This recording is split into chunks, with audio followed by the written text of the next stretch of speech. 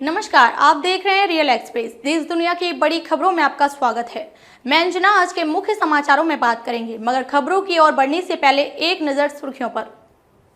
FCA formula Modi versus Manmohan के कामों की तुलना, बीजेपी ने संसद में बिछा दी 2024 की चुनावी बिसात।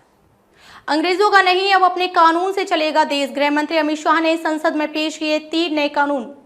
सांसदी बहाल होने के बाद पहली बार वायनाड पहुंचेंगे राहुल गांधी, कांग्रेस ने की जोरदार तैयारी। राजधानी दिल्ली में लोकसभा चुनाव में बीजेपी को आप देगी झटका, इस सर्वे में केजरीवाल की पार्टी को इतनी सीटें। चंद्रयान 3 के पहले चांद पर उतरेगा लूना 25, तस्वीरों में देखिए दोनों के बीच कितनी होगी दूरी। ये तो थी सुर्खियां, अब चलते हैं बड़ी खबरों की ओर। अविश्वास प्रस्ताव पर नरेंद्र मोदी और अमित शाह के भाषण ने 2024 का चुनावी एजेंडा लगभग सेट कर दिया है। जानकारों का कहना है कि दोनों नेताओं की स्पीच में ही बीजेपी की रणनीति छुपी हुई है। आगामी दिनों में इन्हीं रणनीतियों के सहारे बीजेपी लोकसभा चुनाव के वैतरणी में उतरेगी। खुद प्रधानमंत्री मोदी ने संसद में दावा किया कि 2024 के चुनाव में बीजेपी की जीत सारे रिकॉर्ड को तोड़ देगी।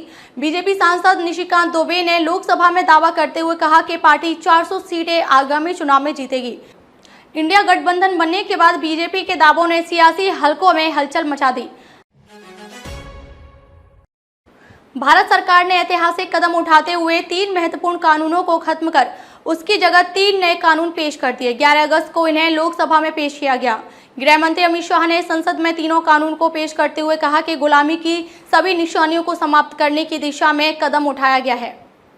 अब तक जो कानून है उसमें दंड दिए जाने की अवधारणा है, जबकि नए कानून में देश के लोगों के लिए न्याय देने का प्रावधान किया गया है, जो अब तक का सबसे प्रभावी कदम है। लोकसभा में फिलहाल इसे पेश किया गया और पास करने के बाद इसे राज्यसभा में पेश किया जाएगा। वहां से पास होने के बाद राष्ट्रपति की मंजूरी के साथ ही ये तीनों कानून लागू हो जाएंगे। माना जा रहा है कि नई व्यवस्था में लोगों को समयबद्ध न्याय की व्यवस्था की गई है।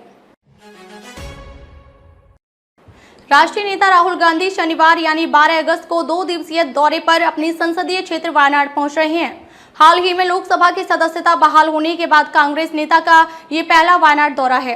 राहुल गांधी के दौरे को लेकर कांग्रेस की केरल यूनिट में उत्साह है। मोदी सरने मामले में सुप्रीम कोर्ट से सजा पर रोक के बाद सोमवार यानी 7 अगस्त को राहुल गांधी की लोकसभा सदस्यता बहाल कर दी गई थी, जिसके बाद एक बार फिर वह संसद पहुंचे थे। उन्होंने मोदी सरकार के खिलाफ अविश्वास प्रस्ताव पर चर्चा में हिस्सा लिया था और मणिपुर पर केंद्र को घेरा था। लोकसभा चुनाव 2024 में अब करीब 6 से 7 महीने ही बचे हैं। अगले साल होने वाले इस महासंग्राम में किसकी सरकार बनेगी, ये तो चुनाव के नतीजे ही तय करेंगे।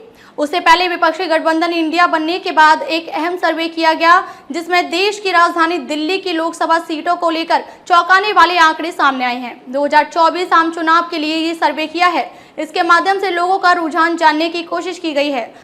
अगर आज लोकसभा चुनाव हो तो किसको कितनी सीटें मिल सकती हैं? क्या आपके विपक्ष की गठबंधन में शामिल होने से दिल्ली की सीटों में उलटफेर होगा?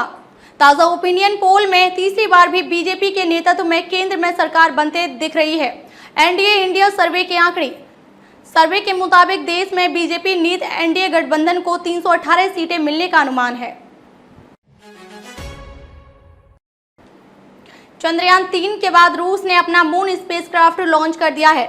इस मिशन का नाम है लूना 25। चंद्रयान 3 के करीब 1 महीने बाद मिशन लूना 25 लॉन्च किया गया और ये पहले चांद की सतह पर लैंड कर जाएगा। रूस का मिशन लूना 25 इसी महीने 21 अगस्त को चांद की सतह को छू सकता है, जबकि भारत का चंद्रयान मिशन 3 इसके 2 दिन बाद 23 अगस्त को चांद पर पहुंच सकता है।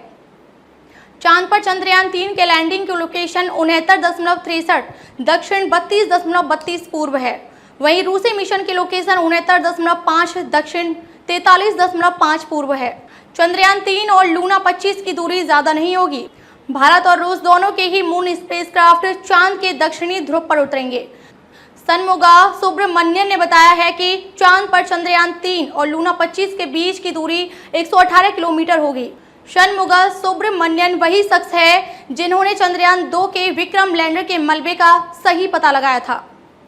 कैसे लगे समाचार कमेंट करके जरूर बताएं। वीडियो पसंद आया हो तो लाइक कीजिए। देश और दुनिया की बड़ी खबर के साथ अपडेट रहने के लिए चैनल को सब्सक्राइब करें।